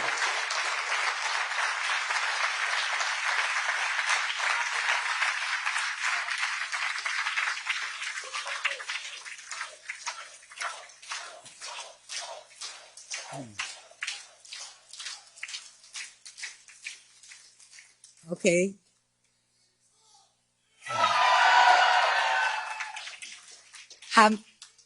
You didn't let me finish the sentence. That October 7 wouldn't have happened. Hamas would not have dared. Hezbollah would not have dared.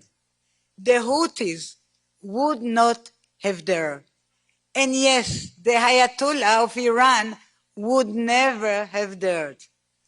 Because evildoers understand when they are faced with a real courage. They can spot a strong leader who will make their lives hell if they get out of line.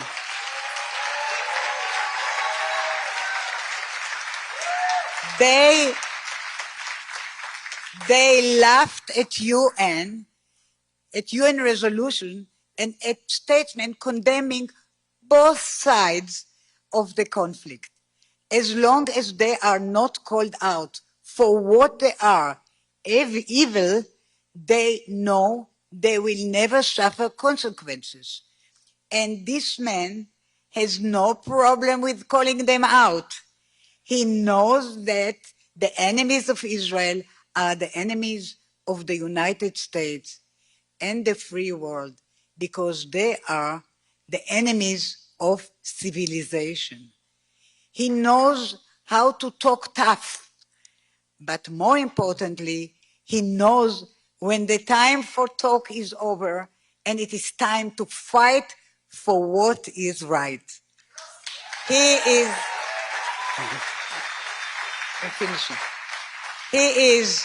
is Donald J. Trump, the best president America ever had.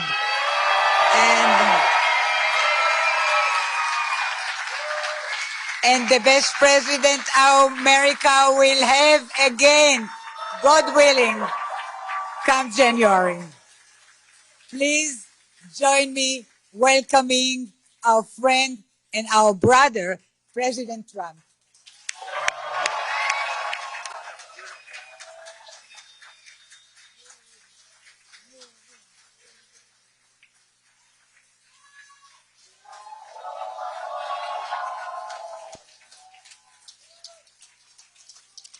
Wow, that was something, huh? Thank you very much, Miriam. Thank you.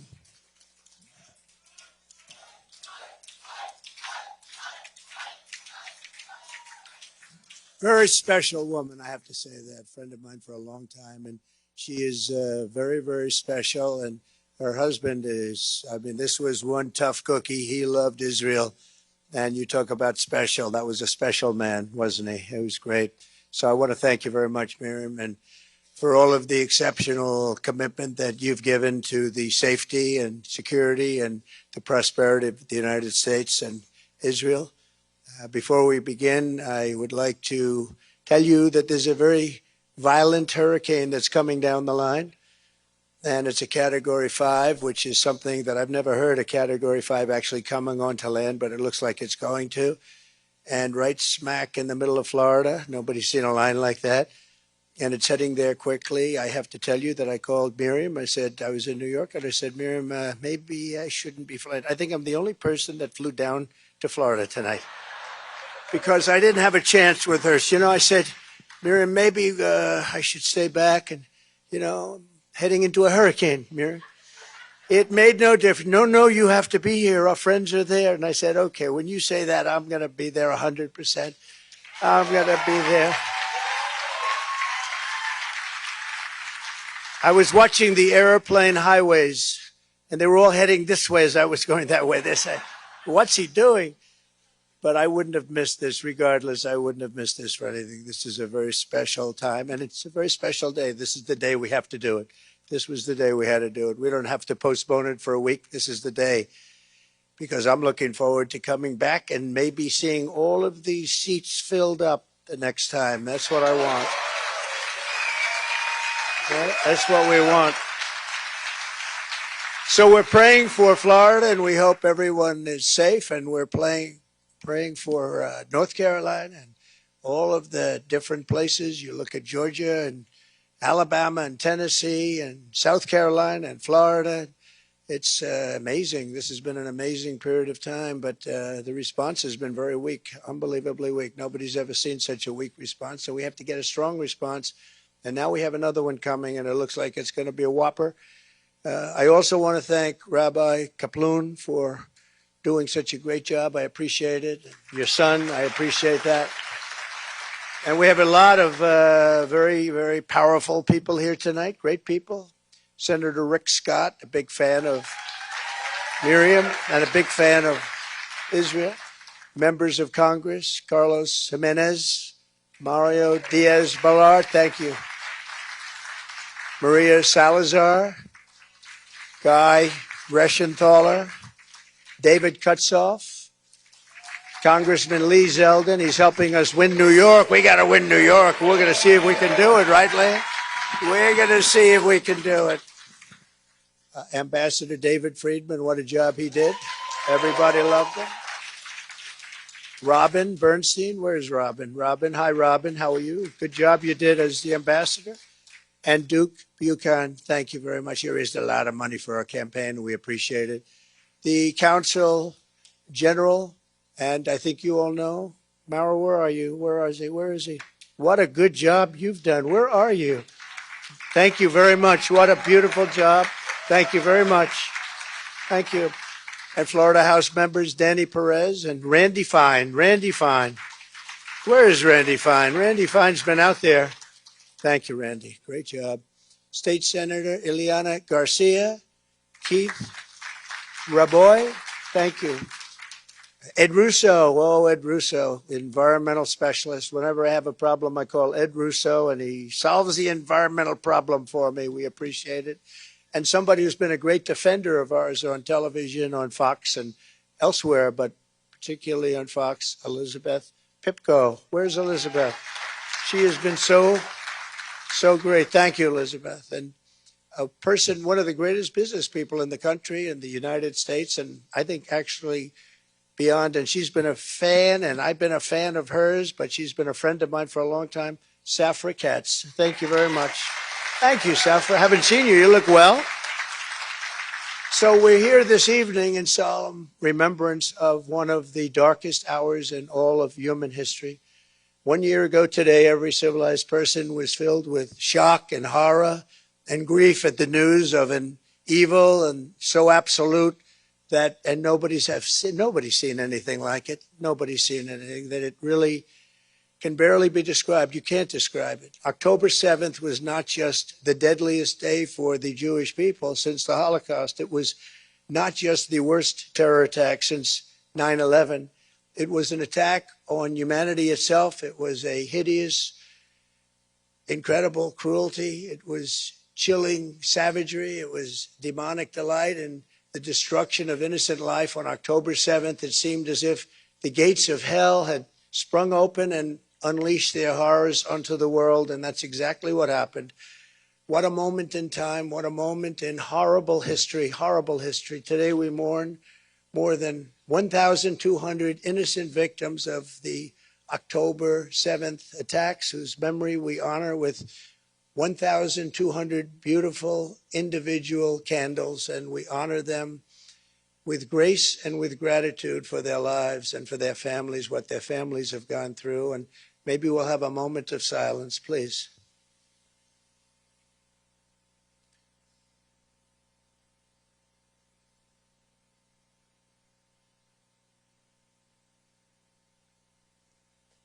Thank you very much. To every family that lost a loved one, I know so many of them, on that terrible day, including several here tonight, we grieve with you, we stand with you, and we make you this sacred and sacred vow, very simple vow, a vow you've heard many times, and sometimes it's honored and sometimes it's not, but this will be honored. Never again. Never again. The monsters who perpetrated those murders also took over 250 hostages, men, women, and children, including 12 Americans.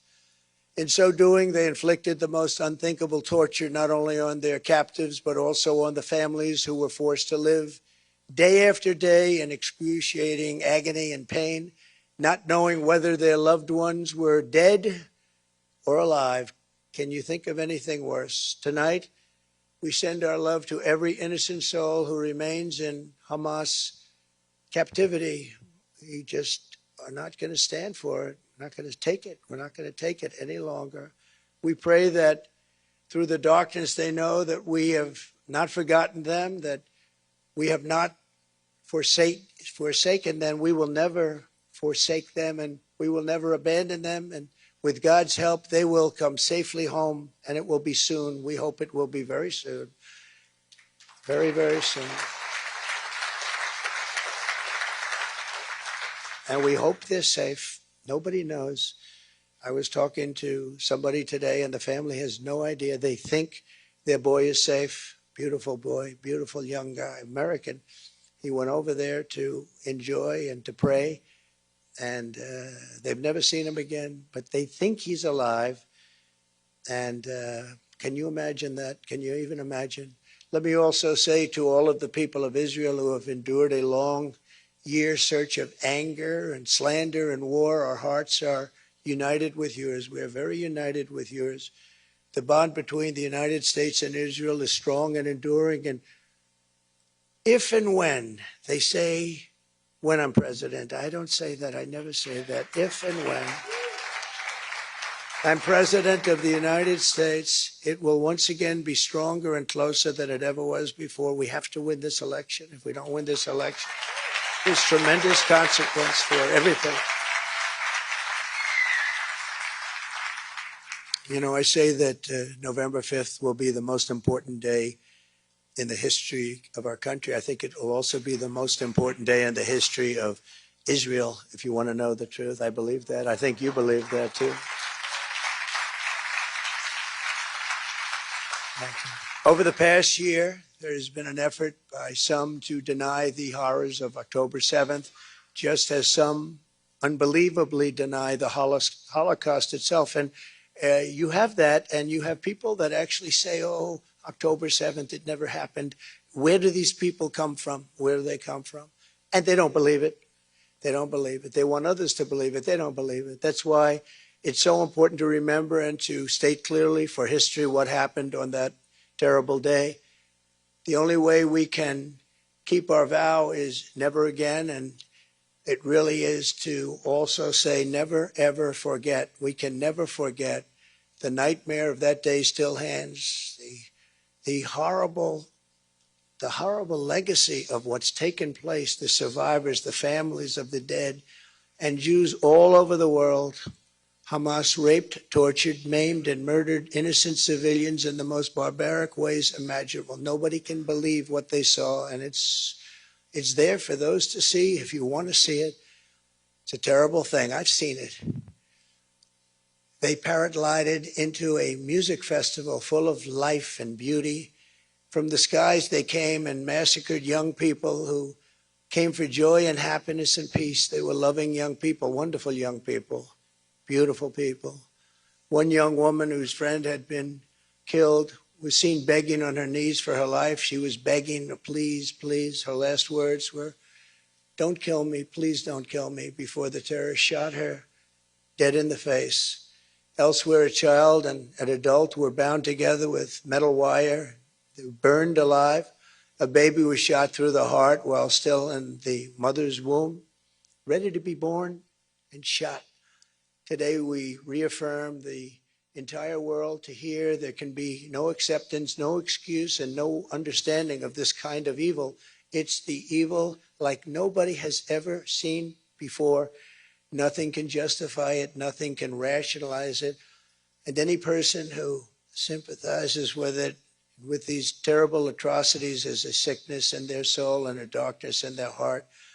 And these are people that can never be our allies or our friends. Almost as shocking as October 7th itself is the outbreak of anti-Semitism that we have all seen in its wake. I never thought I was going to see this. Never, ever. This is so incredible to be witnessing. Whoever thought? We thought this was very, very rarefied, putrid air. We never thought we'd see it, and we certainly never thought we'd see it in this country. And a lot of that has to do with the leadership of this country. This attack,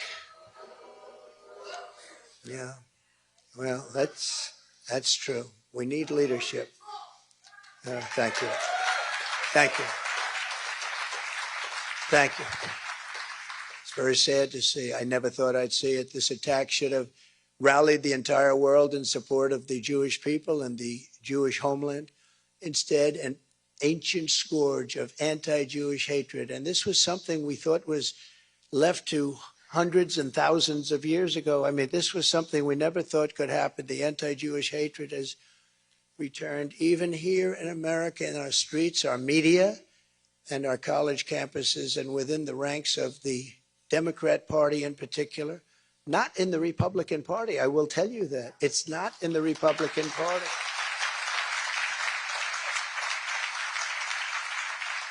And I say that the Republican Party has not been infected by this horrible disease. And hopefully it won't be. It won't be as long as I'm in charge, I can tell you that. These endless candles, photos, and empty chairs remind us why it's so important that the toxic poison of anti-Semitism be condemned, confronted, and stopped. Anti-Semitic bigotry has no place in a civilized society. It has no place in our universities, and it has no place in the United States of America. No place.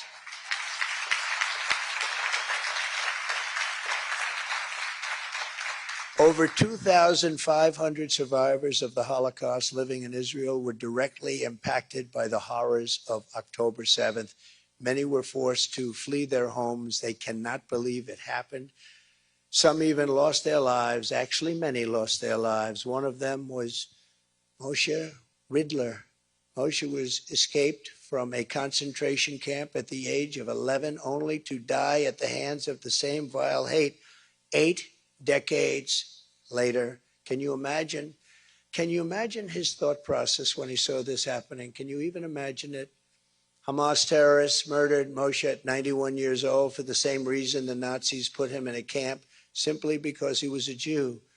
The world cannot continue down this dangerous path. We must stop this perilous slide into conflict, hatred, and destruction. And we must really honestly stop it now. It cannot go on because it's going to only get worse if it does.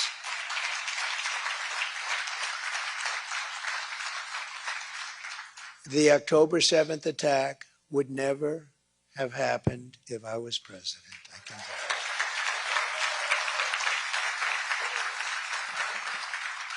The past few years have proven that weakness only begets violence and war. And you see that it's weakness, but it's also, there's a lot of hatred going around also, not just weakness, it's hatred. There's a lot of hatred on a certain side. What is needed more than ever is a return of unwavering American leadership and unquestioned American strength. We were strong, we were powerful, we were respected like this country has not been respected in many, many decades, just 4 years ago. That's what I intend to deliver as the 47th President of the United States. We're going to deliver everything that we want. As you know, Hamas has now been severely degraded, and Hezbollah has recently been dealt very, very powerful, crippling blows. With strength and the right leadership, the dawn of a new, more harmonious Middle East is finally within our reach. It's finally within our reach. But you have no idea the role that the United States has to play in order to get that ball over the goal line. We have to get it into the end zone. And if it's not the United States, it's not going to happen. It's not going to happen. We have to be able to get it done and get it done properly and get back to a wonderful, beautiful way of life. You have to be able to do it. You have to finish what you began, and you have to finish it quickly. So here is my commitment to you on the solemn date. I will not allow the Jewish state to be threatened with destruction. I will not allow another Holocaust of the Jewish people. I will not allow a jihad to be waged on America or our allies. And I will support Israel's right to win its war on terror, and it has to win it fast. No matter what happens, it has to go fast. Thank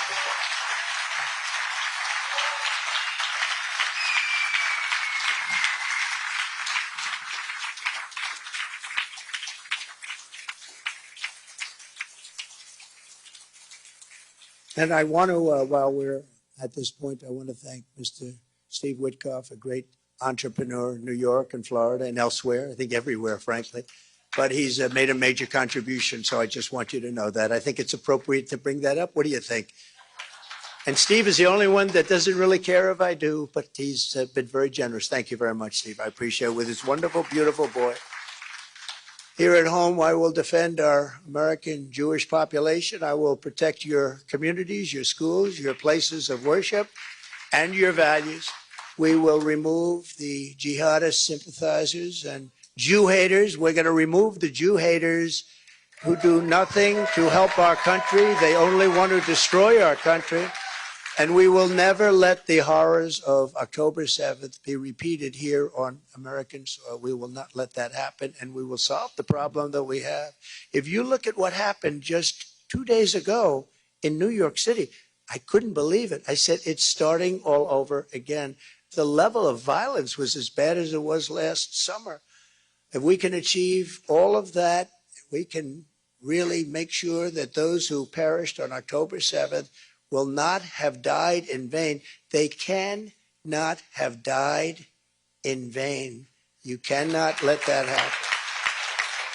With God's help, their sacrifice will have given way to a safer Jewish homeland, a stronger state of Israel, a more secure America, and at long last, we will have achieved the dream of some generations. We are going to make this, we are going to turn this, and you can never say a total positive because all of those people that have died, but we're going to turn this into something where they can be proud of what's happened. They can say, we sacrificed our lives for something very special.